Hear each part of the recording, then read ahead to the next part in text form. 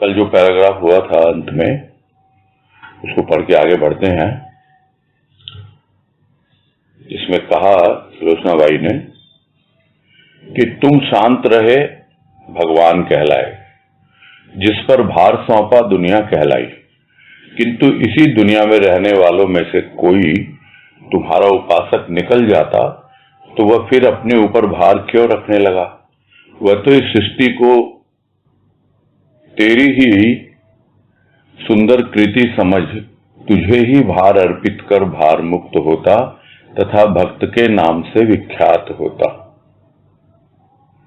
जो तेरा ही दूसरा रूप है।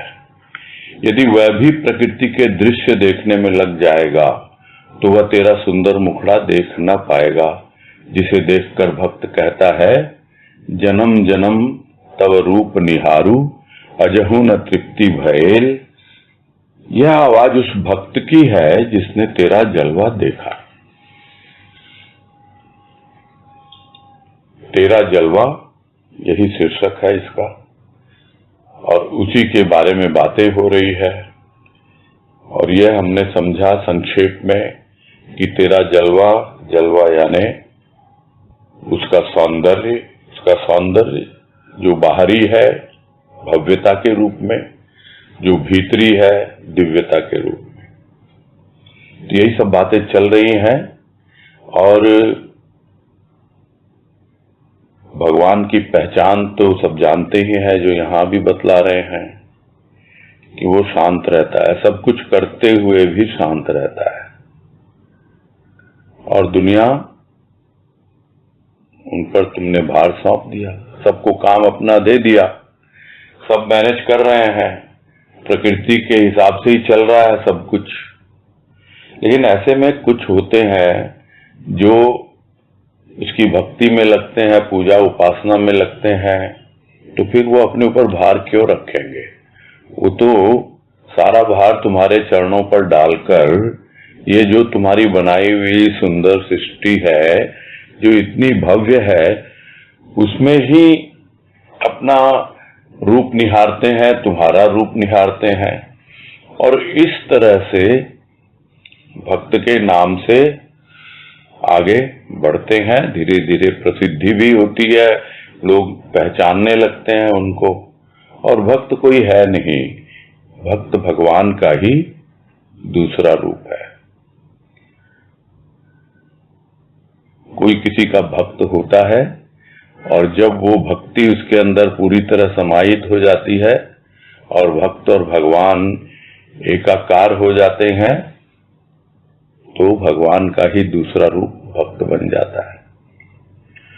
और वो भी यदि प्रकृति के दृश्य देखने में लग जाएगा, प्रकृति के दृश्य नहीं देखता, प्रकृति में छिपे हुए उस जलवे को देखता है, उस शांताकारम प्रभु को देखता है, जो शांत रहकर सब अपना जलवा सारी दुनिया को दिखला रहा है।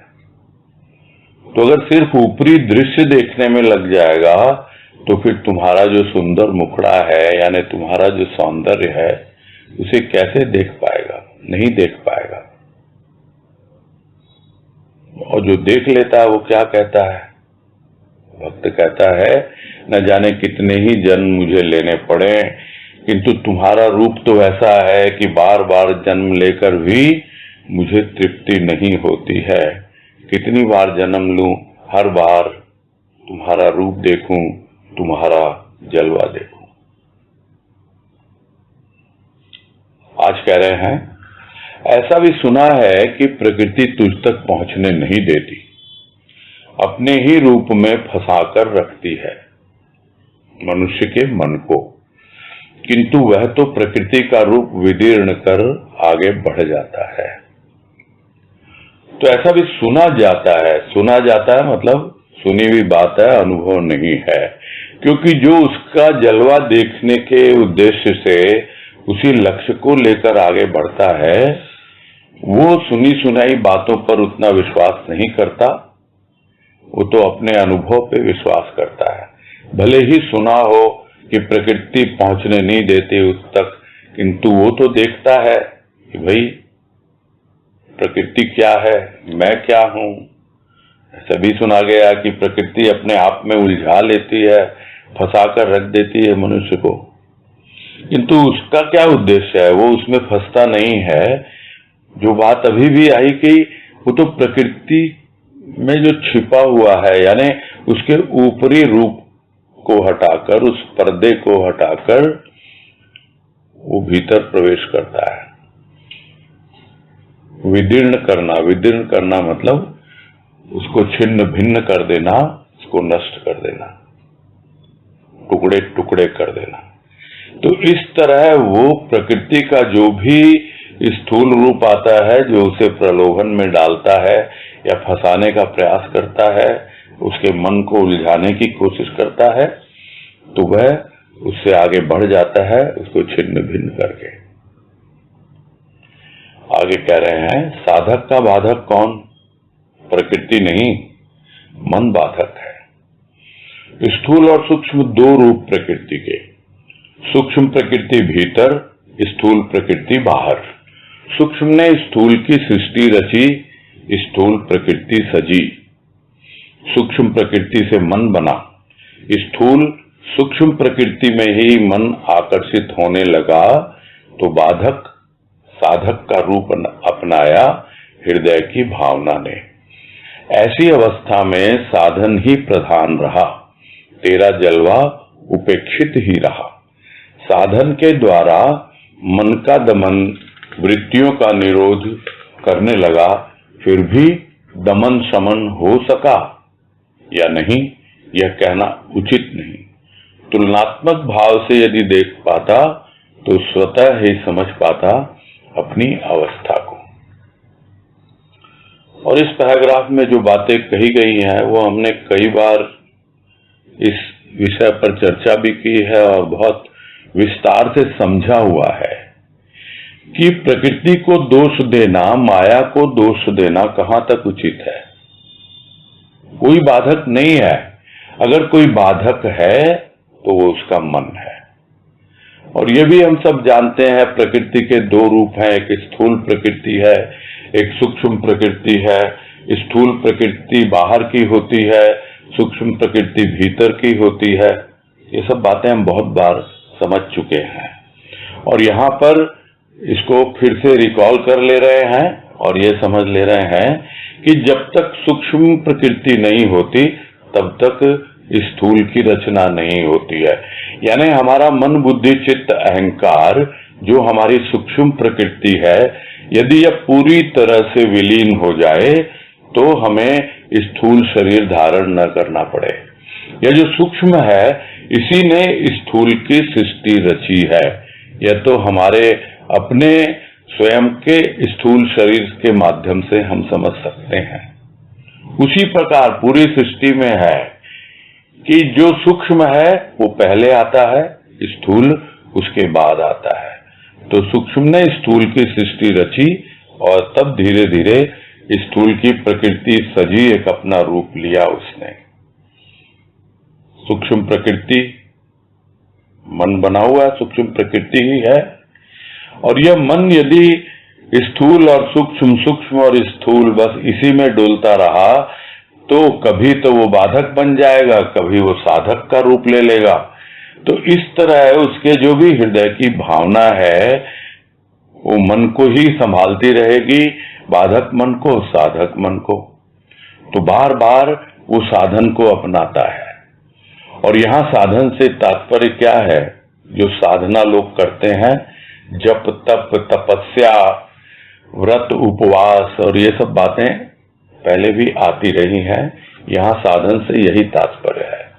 तो उसके लिए वो साधन ही प्रधान रहा और जो तेरा जलवा है, तेरा वास्तविक सौंदर्य जो है वो उपेक्षित ही रहा, यानी उस पर ध्यान ही नहीं दिया गया। तो किया क्या? जो साधक है उसने साधन के द्वारा प्रयास किया मन के दमन का, चित्त की वृत्तियों का निरोध करने का। तो निरोध मतलब उसको रोकना कि नीचे ही दबी हुई है, दबे रहने दो उसको। और अगर कुछ बाहर निकल के आती भी हैं, मन में पहुंचती भी हैं, वृत्तियां विचारों का रूप लेती भी हैं, तो उसे वहीं का वहीं दबा दो, उसका दमन कर दो। इन्हीं सब में लगा रहा, कुछ दमन किया कुछ समन किया, अब कितना हुआ कितना नहीं हुआ यह कौन कहेगा, कौन समझेगा। तो इन सब बातों में क्या रखा है? तो यह कहना उचित है कि नहीं है कि भाई कितना दमन किया कितना समन किया, कितना हो सका या नहीं हो सका, यह उचित नहीं है। यह तो जो उस रास्ते पे लगा हुआ है वो वही समझ सकता है। यदि वो तुलना करता कि वास्तव में एक भक्त है जो लगा हुआ है उसके जलवे को देखने के लिए, उसका अनुभव प्राप्त कर रहा है स्थूल में भी सूक्ष्म में भी, और एक मैं हूं जो ऊपरी साधन अपना करके इसी में लगा हुआ हूं, तो दोनों की यदि वो तुलना करता, तुलनात्मक भाव से यदि देख पाता, तो उसको खुद ही समझ में आ जाता, स्वतः ही समझ पाता कि मेरी मानसिक अवस्था क्या है, कि मेरा मन कितना तो शांत रहता है, कितना मेरा मन बाधक है, कितना साधक है, और मैं कर क्या रहा हूं आखिर। तो दमन करना, समन करना, यह एक अलग ही दिशा है, और उसको समझना होगा कि यदि वो उसके जलवे को देखना चाहता है तो अपनी अवस्था को समझे कि भाई तुमको दूसरे रास्ते पे चलना पड़ेगा। इस तरह चलने से उसके जलवे से तुम दूर होते जा रहे हो। आगे है, दामन पकड़ता तो दमन न करना पड़ता मन का। तेरा जलवा देख पाता तो निरोध न करना पड़ता वृत्तियों का। ऐसा रस प्राप्त होता कि मंत्र मुग्ध की तरह तेरा जलवा ही देखता रहता। भूल जाता तन मन का भान, भूल जाता संसार के कार्यकलाप, भूल जाता सुख दुख के खेल, रहता उसके समक्ष तेरा जलवा, साकार में निराकार में, भावों में आंखों में। अभी दामन नहीं पकड़ा है, दामन यानी उसका साथ नहीं लिया। एक दामन होता है जिसको हम कहते हैं कि साड़ी का दामन जैसे है, या चादर है तो चादर का टुकड़ा जो लटकता रहता है वो दामन होता है। और दूसरा दामन होता है जो पहाड़ों के नीचे जो जमीन होती है जहां बसाहट होती है ज्यादातर, उसको उस घाटी का दामन कहा जाता है। चढ़ना है, अभी पहाड़ चढ़ना है तो दामन तो पकड़ना पड़ेगा, पहले दामन में आना पड़ेगा। उसी तरह उसका दामन पकड़ेगा, उसका पल्लू पकड़ेगा, तब धीरे धीरे आगे बढ़ेगा। तो अगर वो समझ में आ जाता उसको, तो फिर मन का दमन नहीं करना पड़ता, अपने आप ही मन का रूप बदलता, दबाना नहीं पड़ता। जो भी उसकी चित्त वृत्तियां हैं उनको निरोध भी नहीं करना पड़ता, रोकना भी नहीं पड़ता, अपने आप ही उसका ध्यान कहाँ होता, तेरा जलवा, उसी को देखने में, उसको देखने में ध्यान होता और थोड़ा थोड़ा देख पाता। तो ऐसे में न तो वो मन के ऊपर ज्यादा सोचता, न वृत्तियों के बारे में ज्यादा सोचता, उसको तो वो रस मिलने लग गया उस सौंदर्य को देखकर कि बस वो तो मंत्र मुग्ध हो गया, यानी मन तर हो गया। यही तो मंत्र। किससे तर हो गया? रस से तर हो गया। कौन से रस से? भाव के रस से। तो इस तरह मंत्र मुग्ध होकर वो तेरा जलवा देखता ही रहा, देखता ही रहता, उसे और कोई किसी से मतलब ही नहीं होता है, न अपने शरीर से, न तन का भान, न मन का भान, किसी से कोई देखना ही नहीं, लेना नहीं। संसार के कार्यकलाप हो रहे हैं नहीं हो रहे हैं उस पे भी ध्यान नहीं जाता। सुख दुख क्या होता है क्या नहीं होता, तो इन सब चीजों से वो अपने आप ही ऊपर उठ जाता है। जो तेरे सौंदर्य का जरा सा भी आभास पा जाता है अपने अंतःकरण में, और भीतर ऐसा रस मिलने लगता है कि पूरी तरह वो उसी में मुग्ध हो जाता है। मुग्धावस्था। मुग्धावस्था क्या है? एक ऐसी अवस्था है जहां मुग्ध होकर प्राणी एकदम शांत हो जाता है, उसकी वृत्तियां पूरी तरह शांत हो जाती हैं और मन बिल्कुल दमन की बात ही नहीं है, शमन अपने आप हो जाता है। तो इस तरह वो उन सब पे ध्यान देता ही नहीं, तन मन के ऊपर, सुख दुख के ऊपर, बस उसके सामने क्या है? उसका जलवा है। दोनों रूपों में है, साकार में, निराकार में। साकार में उसका बाहरी रूप यानी उसकी भव्यता, निराकार में उसकी दिव्यता। तो उसको अनुभव करते हुए अपनी भावों में, अपनी आंखों में हर समय वो समाया रहता है और वो उसी राह पर आगे बढ़ता चला जाता है। वही उसका जीवन बन जाता है। क्या होगा, नहीं होगा, मुझे कहाँ जाना है, क्या करना है, बस मैं तो देखता रहूं। और यह देखना क्या है? ये भीतर का है।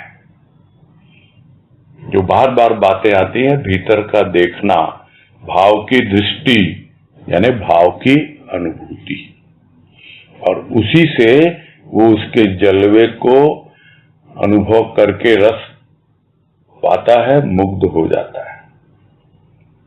आगे है तेरा जलवा।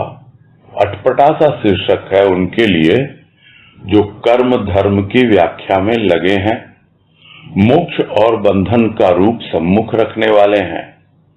उन्हें क्यों रस आने लगा तेरा जलवा पढ़कर, क्यों भाव विभोर होने लगे? किंतु तेरे प्यारे के तो तेरा जलवा के स्मरण मात्र से हृदय में रसिक भावना किल्लोल करने लगती है। उद्भव होता है उस आनंद का जो समाये नहीं समाता। तभी तो हृदय में अति उत्साह, पद थिरकने लगे, नृत्य होने लगा, हृदय की आनंद लहरी संगीत बनी, वाणी अटपटी गीत बनी। प्रथम दुनिया हंसने लगी, कुछ समय पश्चात वही आनंद मनाने लगी भक्त से। तो जो कोई भी लिखता है कुछ, उसको लगता तो है कि क्या मैं लिख रहा हूं, क्या मैं व्यक्त कर रहा हूं, क्या लोग उसे समझ पाएंगे, आखिर लिख रहा हूं तो किसके लिए लिख रहा हूं, क्यों लिख रहा हूं। ये सब बातें उसके मन में थोड़ी सी आती है, लेकिन उसका काम वो रोक नहीं पाता अपने आप को। वो लिखने से, बोलने से वो रोक नहीं पाता है। जो उसे अनुभव मिला है वो उसको व्यक्त करके ही रहता है, तभी उसको शांति मिलती है।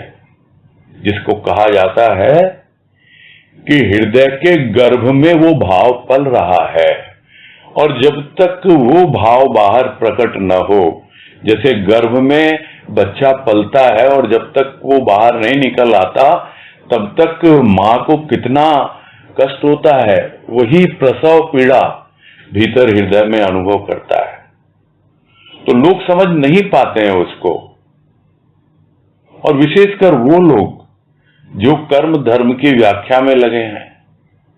ये कर्म करना चाहिए, धर्म ये होता है, बस इन्हीं सब में लगे हुए हैं और बतलाते हैं देखो इस तरह से तुम मोक्ष के राह पे आगे बढ़ सकते हो, यह तुम्हारा मन जो है किस तरह बंधन में अटका हुआ है। तो उनको तो ये शीर्षक सुन के ही ऐसा लगेगा कि ये क्या शीर्षक है, और शीर्षक ही नहीं पढ़ेंगे भी तो बोलेंगे ये क्या लिखा गया है। किंतु लिखने वाला तो अपने आप को रोक नहीं पा रहा है। वो तो अपने आप इतना भाव विभोर हो गया कि उसकी कलम चल पड़ी। उन्हें किसी और को रस आने लगा कि नहीं आने लगा, वो क्यों भाव विभोर होने लगे, क्योंकि उसको पता है ऐसे लोगों के लिए नहीं लिखा जा रहा है। यह तो जो लिखा जा रहा है स्वांतः सुखाय लिखा जा रहा है, यानी स्वयं को लिखने में इतना आनंद मिल रहा है, इतना अच्छा लग रहा है कि जो सदगुरु की कृपा से जो अनुभूति मिली उसको व्यक्त करना है। तो कोई उसे पढ़कर सुनकर भाव विभोर हो या न हो, इस पे उनका ध्यान नहीं होता। जो उसके प्यारे होते हैं वो तो तेरा जलवा जो भी थोड़ा भी अनुभव में आया उसको फिर से याद करते हैं। वो स्मरण मात्र से उनके भीतर में रस घुलने लगता है, रसिक भावना किल्लोल करने लगती है, यानी उछल कूद मचाने लगती है। लहरें जैसे किल्लोल करती हैं, पहले शांत और अब नहीं भाई कुछ न कुछ लिखना है, कुछ व्यक्त करना है। इस तरह वो रसिक भावना, जो भाव का रस, प्रेम का रस भीतर होता है वो, और फिर एक ऐसे आनंद की अनुभूति होती है, उद्भव होता है। उद्भव यानी जो छिपा हुआ था वो प्रकट होता है, पैदा होता है। वही बात तो हो रही है कि हृदय के गर्भ से निकलता है वो आनंद। वो आनंद जो भीतर अब नहीं सहन नहीं होता, उसको तो बाहर प्रकट होना ही होगा। वो समाये नहीं समा पा रहा है उस आनंद को, और उस आनंद को बाहर प्रकट कर ही देता है। तो उसका उद्भव होता है, उद्भव होता है।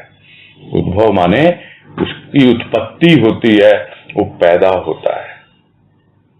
और फिर क्या है, हृदय में इतना उत्साह, थिरकने लगे पद। तो बाहर से नृत्य करे या न करे, उसका पूरा अस्तित्व तो नृत्य कर रहा है।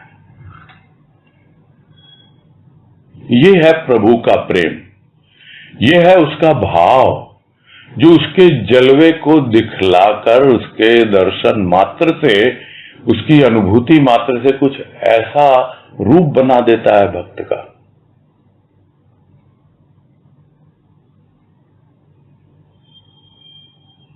भजन की लाइनें याद आने लग जाती हैं जब इस तरह की बातें होती है। श्वासों की चाल धड़कनों की ताल बन गई, श्वासों की चाल धड़कनों की ताल बन गई, एक नृत्य को अस्तित्व के जैसा बना दिया।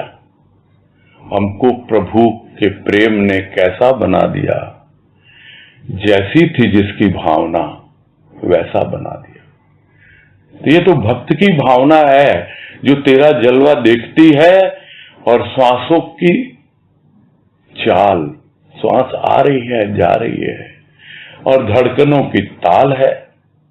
बस वृत्तियां नृत्य कर रही हैं, धड़कनें ताल दे रही हैं, पूरा का पूरा एक अस्तित्व उसका जो है नृत्य के जैसा बन जाता है। यह है उसके प्रभु का प्रेम। क्या से क्या बन जाता है भक्त। हृदय की आनंद लहरी संगीत बन जाती है, उसकी वाणी अटपटे से बैन गीत का रूप ले लेते हैं। तो सब देखती है दुनिया, सुनती है, पढ़ती है, तो थोड़ा सा हंसती है शुरू में, ये क्या बोल रहा है, क्या लिख रहा है, क्या गा रहा है। किंतु कुछ समय पश्चात वही आनंद मनाने लगती है। और ये सब लाइनें पढ़ के अपने जीवन के ऐसे ऐसे अनुभव याद आने लगते हैं, बचपन से भी। जब शुरू में एक आध भजन बनने शुरू हुए थे गुरुदेव की कृपा से, तब हमारे ही सत्संग में सब लोगों का आना जाना था। पूर्वज हैं हमारे कितने, अब नहीं है, उनमें से कुछ है भी। तो किसी ने एक तरह से सजेशन दिया कि देखो पुरुषोत्तम, अपनी सत्संग में ना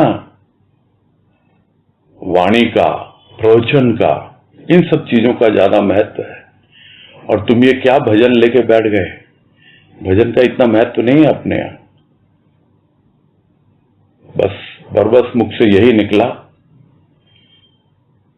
यह तो उसकी कृपा है कि हृदय में रस घुलता है, भीतर में भाव विभोर होते हैं, भीतर ही भीतर कुछ होने लगता है, आनंद आने लगता है, कलम चल जाती है। ये मेरे वश की बात नहीं है। और चलता रहा सालों साल यही। और यह सब जो अब थोड़ा बहुत, ये भी बहुत बड़ी कृपा है गुरुदेव की कि हम कुछ चर्चा कर लेते हैं, कुछ बातें कर लेते हैं, तो प्रथम दुनिया हंसने लगती है और कुछ समय पश्चात वही आनंद मनाने लगती है भक्त से। हम यह नहीं कहते कि हम उनके भक्त हैं, कुछ भी हैं, जो भी हैं, जैसे भी हैं, हम तो तेरे हैं। आगे है, अति आनंद भी जब उत्साह का रूप धारण करता है तो भावों में नृत्य होने लगता है।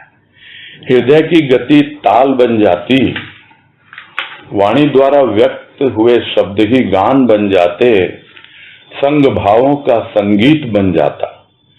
दुनिया जब तक मर्म नहीं समझती हंसती है, किंतु वे ही भाव जब हृदय स्पर्श का कारण बन जाते तो भजन एवं आनंद का रूप बन जाते। और ये सब बातें तो अभी भी हुई ही हैं। और अगर मौसी जी लिख रहे हैं तो इसका मतलब प्रत्येक भक्त का इसी तरह मिलता जुलता ही अनुभव होता है। व्यक्त करने का तरीका अलग हो सकता है, किंतु अनुभव तो उसी की कृपा है और वो प्रेम और भाव की अनुभूति बदली नहीं है। तब पूरी तरह यह बात विश्वास में आ जाती है कि वो प्रेम जो कृष्ण के समय था, द्वापर के युग में, आज भी वो प्रेम है। वो भाव जो अनेक हो गए भाव योगी संत महापुरुष, वही भाव आज भी है। तरीका अलग हो सकता है, किंतु अनुभूति एक ही होती है। और वो क्या है? वो है अति आनंद की स्थिति। और वो उत्साह का रूप धारण करती है, अब रोक नहीं पाता। भीतर ही भीतर भाव में नृत्य होता है, हृदय की गति ताल बन जाती। ये सब बातें अभी हुई हैं। और वाणी द्वारा व्यक्त हुए शब्द ही गान बन जाते हैं। और उसके साथ साथ जो कुछ भी प्रभु के संग की अनुभूति होती है, वो मेरे अंग संग है, वो मेरे साथ है, वही संगीत बन जाता है। तो इसका मर्म दुनिया समझ नहीं पाती है, शुरू में जान नहीं पाती है, इसलिए हंसती है।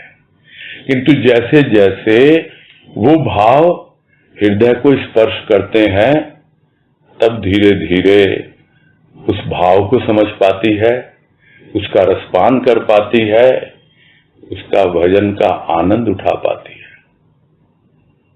जो कुछ भी भक्त व्यक्त करता है, अपने आप ही वो उसका रूप बन जाता है।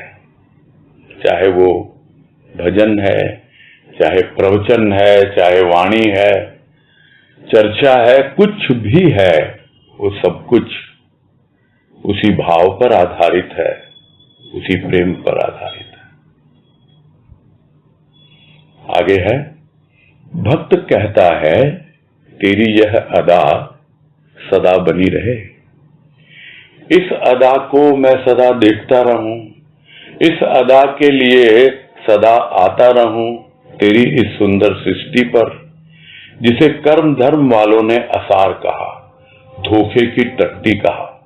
मैं इसे असार कैसे कहूं, जबकि इसी धरा पर मुझे तेरा वह जलवा दर्शित हुआ जिसने जला दिए मेरे निरर्थक संस्कार और मुझे अपने चरणों का दास बनाया। यह तेरी धरा ही मेरा सबसे बड़ा स्वर्ग है, और मैं कौन से स्वर्ग की कल्पना करूं जिसके लिए कहा जाता है कि शरीर त्याग के पश्चात मिलता है। नहीं नहीं, तेरा जलवा से बढ़कर मेरा और कोई स्वर्ग नहीं। यह कृपा तुम्हारी है, कि अपनों को अपना जलवा दिखाकर आकर्षित करते हो अपनी ओर। तो जो थोड़ी सी अदा देखी है, थोड़ा सा उसका एक चितवन, एक तिरछी नजर, उसका जो आकर्षण, उस आकर्षण में ऐसा बंध गया कि खींचा चला आता है और यही कहता है बस तुम ऐसे ही मुझे निहारते रहो और मैं तुम्हें निहारता रहूं। तेरी ये अदा सदा बनी रहे, हमेशा हमेशा। और थोड़ा बहुत भी तू आंखों से ओझल हो तो फिर मैं तुझे सदा लगाऊं, यानी पुकार करूं। सदा यानी आवाज लगाऊं, पुकारूं तुझे ताकि तू फिर आए और फिर मैं तेरी अदा देखूं। और इस अदा को मैं बार बार देखता हूं, देखता रहता हूं। और इस अदा के लिए चाहता हूं मैं कि संसार में कितनी बार भी आना पड़े इस सृष्टि में। इतनी सुंदर सृष्टि है, इतना सुंदर संसार तुमने रचा है अपने भक्तों के लिए, अपने बच्चों के लिए। बार बार आऊं। ये तो जो धर्म कर्म वाले हैं, जो ऊपरी आडंबर में लगे हुए हैं, वो कहते हैं कि संसार धोखे की टट्टी है, ये संसार असार है। किंतु तुम्हारा भक्त वो तो इसी संसार में सार देखता है, इसी संसार में तुम्हारा सौंदर्य देखता है, तुम्हारी अदा देखता है। तो कैसे इसे असार कहेगा वो? इसी धरा पर तो उसको दिखलाई दिया है तुम्हारा जलवा। क्या कोई और जगह है? यही तो देखा तुम्हारा जलवा। और ऐसा देखा कि जो भी निरर्थक पूर्वजन्म के संस्कार वो सब भस्मीभूत हो गए, सब जल गए जब तुम्हारा जलवा दिखाई दिया, दर्शित हुआ, यानी दिखाई दिया। जला दिए सारे निरर्थक संस्कार। तो अब मुझे करना क्या है? बस तुम्हारे चरणों में पड़ा रहना है। तुम्हारी दास्ता स्वीकार की है। अब मेरे पास है ही क्या? मैं तो तुम्हारा जर खरीद गुलाम बन गया, हमेशा हमेशा के लिए तुम्हारा बन गया। तुम यहां हो, यही तुम्हारा जलवा देखा है, तुम्हारी ये धरा है, तुम्हारा यह संसार है। यही तो मेरे लिए सबसे बड़ा स्वर्ग है। कितनी बार भी आना पड़े, जाना पड़े, तो कौन से स्वर्ग की कल्पना करूं भाई मैं? लोग कहते हैं शरीर छूटने के बाद स्वर्ग मिलता है, कौन जाने। और कहा भी जाता है कि भाई बिना मरे स्वर्ग नहीं मिलता है। तो फिर मर जाओ। मर गए ना हम तो। तुम्हारा ऐसा जलवा देखा कि जान ही निकल गई, पूरे प्राण न्यौछावर कर दिए हमने, तो बचा ही नहीं अब कुछ। ये शरीर है, एक खोल है, रहे न रहे, फिर आना हो, फिर जाना हो, जो भी है तुम्हारी मर्जी। तो कोई स्वर्ग की कल्पना नहीं। अभी जीते जी उस स्वर्ग की अनुभूति पाली मैंने, तो है ही नहीं। इस जलवे से बढ़कर क्या कोई स्वर्ग हो सकता है? क्या इतना सौंदर्य, इतनी दिव्यता, इतनी भव्यता उस देवलोक में होगी, स्वर्गलोक में कहते हैं जहां देवता होते हैं। अरे ये तो मेरा हृदय है, मेरा अंतःकरण है, जहां बस थोड़ी सी नजरें झुकाता हूं और तेरे जलवे का दर्शन हो जाता है। इससे बढ़कर कोई स्वर्ग है ही नहीं। ये तुम्हारी ही तो कृपा है कि हर किसी को तुम दिखलाते नहीं हो अपना जलवा। सबसे पहले उसे अपना बनाते हो और जितने भी प्रलोभन है दुनिया के उनसे हटाते हो। पूरी तरह अपने आप में समा लेते हो, पागल कर देते हो उसे अपने भाव में। तभी तो दुनिया समझ नहीं पाती, हंसती है उस पर। किंतु जब भावों का स्पर्श उनको मिलता है तब समझ पाते हैं, जान पाते हैं कि यह कृपा किसी और की नहीं है, यह तुम्हारी ही कृपा है कि तुम अपनों को ही अपना जलवा दिखलाते हो और कभी थोड़ी सी झलक दिखलाते हो, आकर्षित करते हो और करीब लाते हो, बस अपनी अदाएं दिखाते हो, अपनी चंचल चितवन से बार बार खींचते रहते हो, अपनी ओर आकर्षित किए जाते हो। तो भक्त की यही अवस्था होती है। भक्त सोचता नहीं कि अगले जन्म में क्या होगा, नहीं होगा, मुझे मुक्ति मिलेगी कि नहीं, मोक्ष मिलेगा कि नहीं, मुझे वो सोचता ही नहीं। वो कहता मुझे इन सब से कोई मतलब नहीं, बस तुम्हारा जलवा देख लिया, मैं यही देखता रहूं। जन्म जन्मांतर से जो पहले भी एक भक्त का कि देखता आ रहा हूं जन्मों से तुम्हारा जलवा, और अब भी मुझे तृप्ति नहीं मिली है। भक्त कभी तृप्त नहीं होना चाहता, उसके आकर्षण में बंधा रहना चाहता है। और वो आकर्षण कहां से आता है? उसके जलवे से आता है। आगे है, तेरा जलवा की ध्वनि मात्र ने धनी बनाया आनंद का। अभाव तो पलायन करता आनंद की उपस्थिति में। हृदय की भावना जब व्याकुलता का रूप धारण करती, उस अवस्था में तू रूप धारण करता अपने भक्तों के लिए और उन्हें दर्शन दे कृतार्थ करता। भाव से लिया गया तेरा एक नाम भी जन्म जन्म की कलमश को धो तेरा बना देता। फिर जो तेरा जलवा देख पाता है वह तो तुझी में ही समा जाता। तो यह तेरा जलवा जो देख लेता है वो उसी की रट लगाने लगता है, और वो भीतर में ऐसी ध्वनि उसकी पैदा होने लगती है कि बस तेरा जलवा, आहा, इतना आनंदित होता है भीतर ही भीतर। कहां से लाए आनंद? लाने की जरूरत ही नहीं है, वो तो उसके धनी ने उसको धनी बना दिया। धनी यानी उसका पति, उस आत्मा जो भक्त की आत्मा, वो परमात्मा, उसका जलवा देख लिया उसने और धनी बन गया। वो तो आनंद ही आनंद उसको मिल रहा है। तो ऐसे में अभाव की कौन बातें करे? आएगा नहीं अभाव, दूर से देख के ही भाग जाता है। अरे ये तो इतने आनंद में है, इतने भाव में मगन है, यहां तो मेरे लिए नो एंट्री है ही नहीं, वापस। और इतनी व्याकुलता होती है कभी कभी, जब उसकी अदा चाहता तो है सदा बनी रहे, किंतु रहती नहीं है, व्याकुल होने लगता है। अरे कहां दिखा तेरा जलवा, देखा तेरा रूप, तेरा सौंदर्य। तो व्याकुलता ही एक ऐसा रूप धारण करने लगती है कि वो प्रस्तुत कर देती है तुझको अपने भक्तों के लिए, और अपना दर्शन देकर कृतार्थ करती है। और कृतज्ञ होता है भक्त कि स्मरण मात्र से तुम्हारे जलवे की अनुभूति मुझे हो रही है।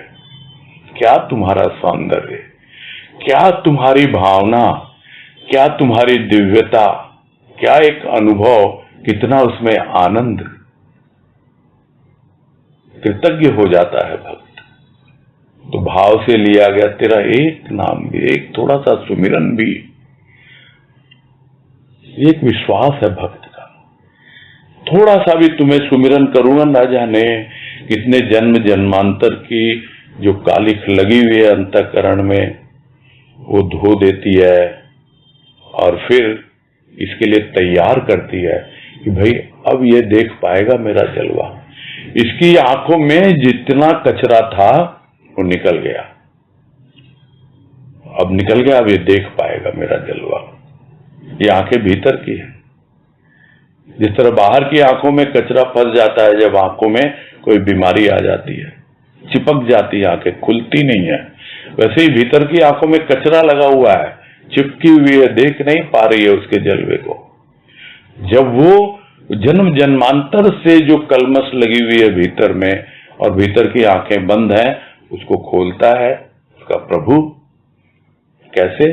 तू भाव से मुझे सुमिरन कर, भाव से मेरा नाम ले, देख तेरी सारी कलमश धो डालूंगा। और जो देख पाता है उसका जलवा रह नहीं पाता, तेरी ओर दौड़ा चला जाता है और एक दिन तुझी में समा जाता है। आगे है, यह मान्यता नहीं, कल्पना नहीं, यथार्थ है। सत्य है तू, सत्य है तेरी शक्ति, और सत्य है तेरी दी हुई प्रेरणा। कलम थकती है लिखने से, कमल थकता है खिलने से, किंतु तेरे भावों का अनवरत स्रोत थकता नहीं बहने से। यह तेरे प्यारों का विश्वास है। क्या विश्वास है? विश्वास यही है, ये अनुभव को कैसा प्रमाण है। तेरा प्रेम ही मेरा प्राण है कृपा तेरी मेरे प्रभु। अनुभव है ये कोई कल्पना नहीं है, ये कोई मान्यता भी नहीं है कि मन माना नहीं माना, मन के ऊपर ध्यान ही नहीं है। यथार्थ है ये अनुभव, अनुभूति, फैक्चुअल जिसको कहते हैं। यहां कोई कंफ्यूजन है ही नहीं, किसी प्रकार का भ्रम नहीं। क्या निष्कर्ष है इसका? तू सत्य है, तेरी शक्ति वो भी सत्य, तेरी दी हुई प्रेरणा वो भी सत्य। क्यों? क्योंकि सत्य से ही तो संत आया, और संत से ही सत्संग आया, और सत्संग में जो भी अनुभूति मिली वो क्या कल्पना है? नहीं, यथार्थ है। तभी तो भक्त कह पाता है कि सत्य है तू, सत्य है तेरी शक्ति, और सत्य है तेरी दी हुई प्रेरणा। और उसी प्रेरणा से प्रेरित होकर, प्रेरित होकर भक्त कलम उठाता है, कुछ बोलने का प्रयास करता है, किंतु वाणी थक जाती है, कलम थक जाती है। उसी प्रकार कमल खिलता है, खिलते खिलते और कितना खिलेगा, खिल गया, वो भी थक गया, मुरझाना नहीं चाहता। एक लिमिट तक विकास होता है सबका, बोलने का, लिखने का, खिलने का, किंतु उसका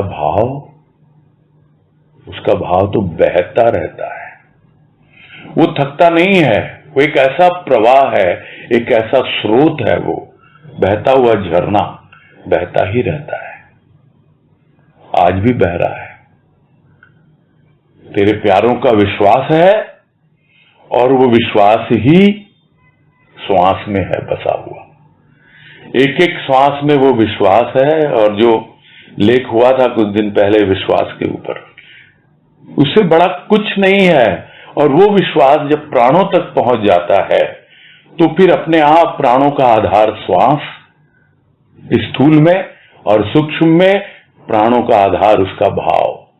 श्वास श्वास में भाव आता है, अभाव जाता है, और आराम से, इतना सहजता से भक्त उसका जीवन चलता रहता है। ये विश्वास है भक्तों का, उसके प्यारों का।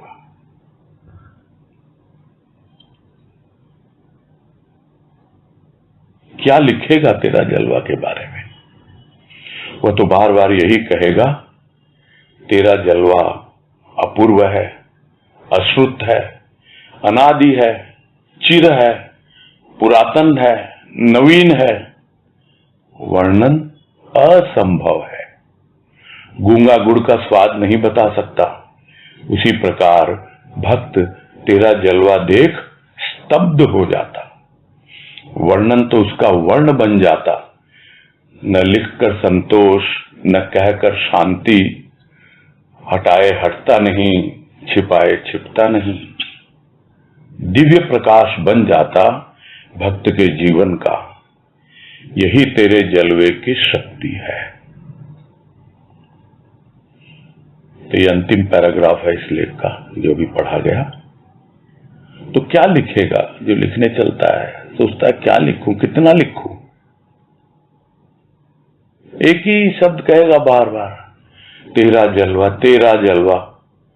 अब उसका कितना गुणगान करे, कितनी विशेषताएं बतलाए उसकी कि वो अपूर्व है। अपूर्व ये एक विशेषता है उसकी, उसके पहले कभी ऐसा अनुभव में आया ही नहीं। अश्रुत है, यानी कभी ऐसा सुना भी नहीं। अनादि है, यानी जिसका कभी प्रारंभ हुआ ही नहीं। अनादि यानी जो शुरू ही नहीं हुआ, वो है वो, यानी था पहले से। कोई चीज खत्म होगी तब तो शुरू होगी, खत्म हुआ ही नहीं, वो पहले से ही है। इसीलिए वो चिर है, हमेशा रहता है। पुराना है, नया है, कुछ भी कह लें उसको, वो जलवे को कितनी महिमा कहें उसकी, कितना बतलाएं तेरा जलवा क्या है। इतना ही समझना है जो शुरू में कहा गया कि तेरा जलवा जिसने देखा वो तेरा हो गया, और देखते ही देखते सवेरा हो गया। एक प्यास जगती है, थोड़ा झटका लगता है शुरू में, समझ नहीं पाता वक्त, उसके जलवे को देखकर चकाचौंध हो जाता है, स्तब्ध हो जाता है, किंतु उसको लगता है कि और देखूं, प्यास जग जाती है, प्रतीक्षा करता है प्रभात की, आगे बढ़ता चला जाता है। प्यास जागी है, मंजिल भी मिल जाएगी, पीते पीते यूं ही रात ढल जाएगी। ऐसी अवस्था हो जाती है कि वो कितना वर्णन करे, कितना बतलाए, असंभव है वर्णन करना।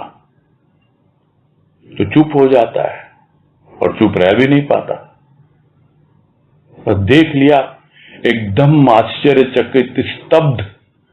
स्तब्धता क्या है? मुंह बंद, एकदम शांति, नीरवता, कहीं कोई कुछ भी शब्द नहीं, कहीं कोई ध्वनि नहीं, कुछ नहीं। यह अवस्था बन जाती है, बोल ही नहीं पाता। और जब बोलने चलता है, वर्णन करने चलता है, लिखने चलता है, तो वही उसका वर्ण बन जाता। वर्ण यानी एक नई जाति मिल जाती है उसकी। कहने को तो कहते हैं कि भक्त की कोई जाति नहीं होती, नहीं होती। जो दुनिया वालों ने जात बिरादरी जो भी बांट रखी है, वो नहीं होती भक्त की। इसको कहा भी गया है कि भक्ति करे कोई सूरमा, जाति वर्ण कुल खोए। जाति नहीं होती भक्त की, किंतु जो वर्णन करने चलता है तब लोगों के सामने आने लगता है, उसका वर्ण बन जाता है, इसकी एक अलग जाति है। और वो एक ऐसी जाति है जो जाति नहीं है, यानी कभी नष्ट नहीं होती। भक्त एक अलग कैटेगरी है। तो वर्णन करने चलता है तब लोगों के सामने आती है चीजें, और तब वर्णन ही उसका वर्ण बन जाता, यानी उसकी जाति बन जाती है। भक्ति ही उसकी जाति है। अब न लिखकर उसको संतोष होता है, और कितना लिखूं, न कहकर संतोष होता है, न शांति मिलती है। क्या करे? सामने आ रहा है बार बार, आंखों के बार बार अनुभव में आ रहा है, कोशिश करता है, नहीं हट जा भाई हट जा, अब सहन नहीं होता, परेशान कर दिया मुझको, लेकिन हटाए हटता नहीं है। चलो ठीक है, अब मैं व्यक्त कर दूंगा, उसको भूल दूंगा, तो कम से कम फिर तो हट जाएगा ना। नहीं, छिपाना चाहता है, नहीं व्यक्त नहीं करूंगा मैं, तो भी छिपता भी नहीं है। ऐसा है वो जलवा, ऐसा एक उसका दिव्य प्रकाश है, उसमें एक ऐसी दिव्यता है जो उसके जीवन में हमेशा प्रकाशित करती है, उसके जीवन को, उसके आध्यात्मिक पथ को, और आगे बढ़ता चला जाता है। यही है उसके जलवे की महिमा और यही है उसके जलवे की शक्ति। अब उसको शक्ति कहें, शक्ति तो तब होती है जब उसका कोई कार्य होता है, जिसको गुरुदेव ने समझाया वाणी में कि शक्ति का कोई रूप नहीं होता, शक्ति के कार्य होते हैं। तो भक्त अगर कुछ करना चाहता है तब वो शक्ति के बारे में सोचता है, और नहीं तो जो जलवा उसको दिख रहा है, जो प्रकाश जिसमें वो मगन है, जो वो देख रहा है, बस वही उसके सामने है, वही उसका जीवन है, वही उसका पथ प्रदर्शक है। तो इसके साथ ही यह लेख यहां संपूर्ण होता है। शीर्षक तेरा जलवा।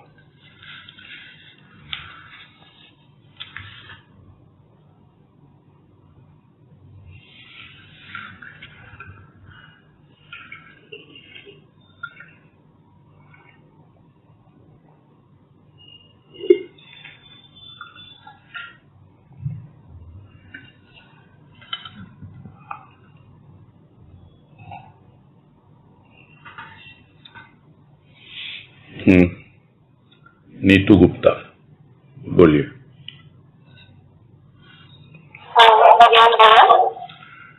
आपकी आवाज थोड़ी डिस्टर्ब है, आवाज डिस्टर्ब हो रही है आवाज।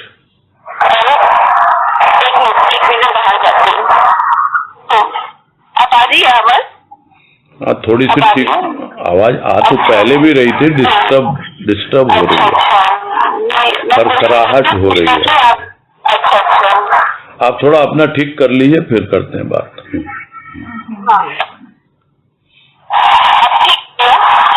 नहीं, वो लगता है कुछ आपका इको हो रहा है कि क्या हो रही है बाहर से, डिस्टर्बेंस बहुत ज्यादा है। अच्छा, ठीक है। आप ठीक कर लो, उसके बाद करते हैं बात। ठीक। हाँ, सरोज बावरी।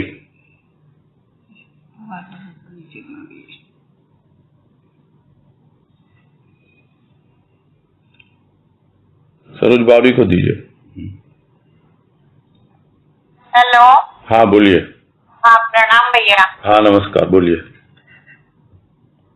भैया, जैसे जलवा का आंखों में जब उसका जलवा का दृश्य हमको दिखता है और प्रेम भरे जब आंखों में वो रहता है जलवा, तो उस समय जो स्थिति होती है वो अगर दोबारा चाहे तो वापस आती नहीं है, यादों में बस जाती।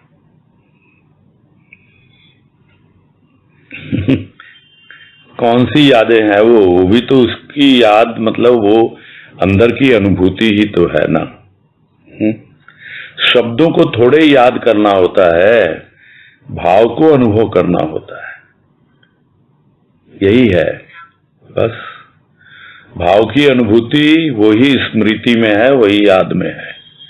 शब्द क्या है, कौन याद करेगा कौन सा शब्द है, क्या है। हर किसी को कोई जरूरत भी नहीं है। हाँ, यदि याद है उसकी और वो भाव की अनुभूति है जो हमेशा हमारे स्मरण में रहती है, तो फिर क्या है, वही तो है उसकी। आंखों में क्या बसेगा, आंख तो बाहर है, छोटी सी है, इतना अपना हृदय इतना विशाल है, उसका प्यार उसको समाने के लिए, उसके भाव को समाने के लिए हृदय विशाल होना चाहिए। बाहर की आंखों से कोई विशेष तात्पर्य नहीं है इसका, है ना। ठीक है। ठीक है भाई, प्रणाम भाई। हाँ, हरिओम। हाँ, शकुंतला झुंझुनवाला।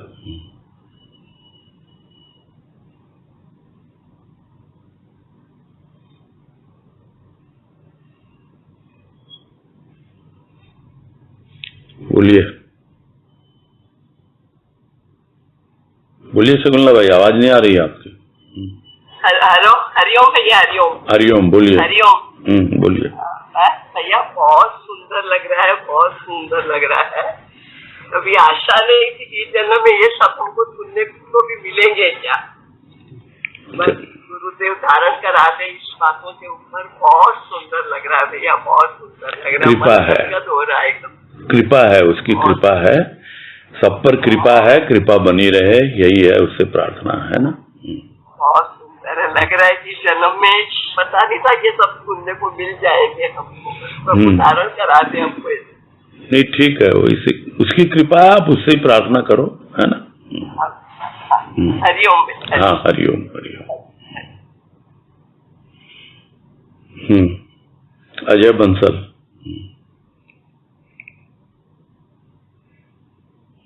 प्रणाम भैया। हाँ नमस्कार, बोलिए। आज एक लाइन आई थी, भाव से लिया गया तेरा एक नाम थी, जन्म जन्म की कलमश को धो तेरा बना देता है। तो इसके बारे में थोड़ा समझना था कि क्या मतलब कह रहे हैं कि चाहे 2 मिनट हो, 5 मिनट हो, जरूरी नहीं कि लंबा हो, और उसी को वो 2 मिनट जो भी करें इंटेंसली करें, ये मतलब है या क्या? हाँ, भाव की गहराई होनी चाहिए। एक क्षण भी हो, और वो एक क्षण भी यदि हमारा समर्पण हो जाए ना, उस एक क्षण में भी बस बेड़ा पार है। यही कहने का मतलब है। क्वांटिटी का महत्व नहीं है, क्वालिटी का महत्व है। यानी इतनी गहराई से आनी चाहिए वो चीज, जिसको बार बार बातें आती हैं कि भाई वो तो अपने प्राणों की बाजी लगा देता है, अपने प्राण उत्सर्ग करने के लिए तैयार है। भाई कहते हैं ना कि रघुकुल रीति सदा चली आई, प्राण जाए पर वचन न जाए। तो ये तो रघुकुल की रीत है, वचन निभाना पड़ता है। राम जी चले गए बनवास, प्राण भले ही चले जाएं लेकिन जाना पड़ता है। लेकिन यहाँ क्या रीति है? यहाँ रीति यही है कि प्राण पूरे दे दो उसको, जान की परवाह मत करो। इतना आसान नहीं है। और जब उस अवस्था में एक बार भी नाम लेगा ना भाव से, ऊपर ऊपर नहीं, इतनी गहराई, प्राणों की गहराई से जब एक बार निकलेगा और पूर्ण समर्पण का भाव आएगा, तो एक क्षण ऐसा लगेगा जैसे सांस रुक गई मेरी, तो गया मैं तो इस दुनिया से। वो अनुभव मिल जाता है, दे देते हैं गुरुदेव, समझा देते हैं कि ये क्षण मुझे समर्पित हुआ है तुम्हारा। ठीक है? ठीक है भैया, प्रणाम। हरिओम। हरिओम हरिओम। हाँ जी, नीतू गुप्ता, आप बोलिए। हरिओम भैया, आवाज आ रही है? हाँ, अभी आपने वो चेंज किया है हैंडसेट लगता है। हाँ, चेंज कर दिया। हाँ, बोलिए। मन में ये क्वेश्चन आ रहा था कि अभी देखने भी बात आई कि हमारी आंखों का हृदय की दृष्टि का कचरा साफ हो रहा है, या मैं कैसे एहसास दूं? बात आई थी कि हमारे भीतर का कचरा वो साफ करता है जी, और पूरे भीतर के सारे कलमश धो देता है। किस तरह से एहसास हो कि हमारे भीतर की दृष्टि का कचरा साफ हो रहा है? और बात तो उसका समझ में आता है, लेकिन कौन जलवा कभी एहसास कर पा रहे हैं, नहीं कर पा रहे हैं, तो समझ नहीं पा रहे हैं। आँख का कचरा साफ होगा तो आंखों से दिखने लगता है ना थोड़ा कुछ तो। हाँ भाई, आप एक आंखों के डॉक्टर के पास जाते हो तो वो कुछ दवा डालता है, तो आंख से कचरा दूर होता है, फिर पूछता है ये दिख रहा है क्या, ये अक्षर दिख रहा है, वो मोटे मोटे अक्षर दिखाता है, पहले ये दिख रहा है, फिर छोटे दिखाता है, ये दिख रहा है। तो इस तरह टेस्टिंग होती है। वैसे ही है, भीतर की आंखों की भी टेस्टिंग करता है, वो क्या दिख रहा है भाई, है भीतर की गंदगी दूर हो रही है ना, तो इसका मतलब अब भीतर से दिखने लगा, यानी जो अनुभव है उसकी गहराई आपको अनुभव में आने लगेगी। छोटे छोटे अक्षर जैसे दिखते हैं इन आंखों से, वैसे ही छोटे से छोटे भाव यानी सूक्ष्माति सूक्ष्म भाव भी आपको अनुभव में आने लगते हैं। ये है कहने का मतलब। ठीक है, ठीक। हाँ, हरिओम। हरिओम। हाँ, तनुश्री शर्मा। प्रणाम भैया। हाँ, हरिओम, बोलो।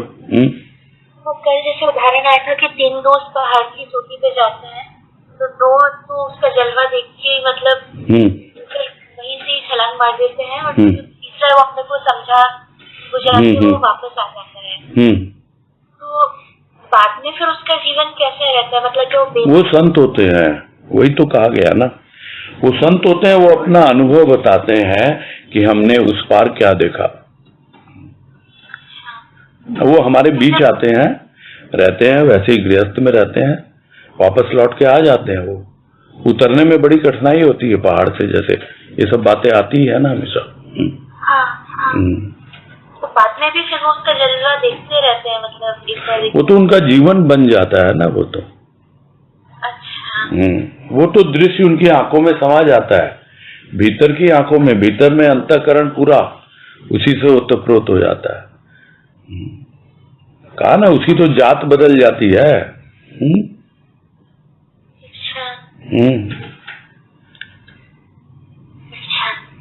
जैसे कन्या की शादी हो जाती है तो जो ससुराल जिसके साथ शादी होते है वो उसकी जात वही सरनेम लिखती है वो।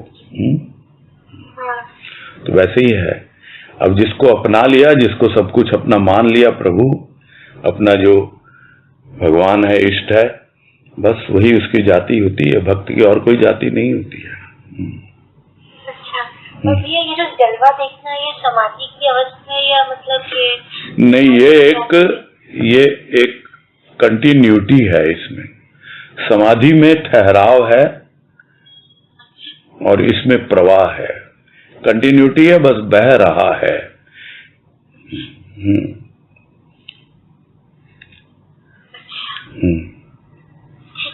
ठीक। हरिओम। ठीक है फिर, समय हो रहा है, पूरा करते हैं। Recording stop. सभी को हरिओम, सबको हरिओम। हरिओम। हरिओम।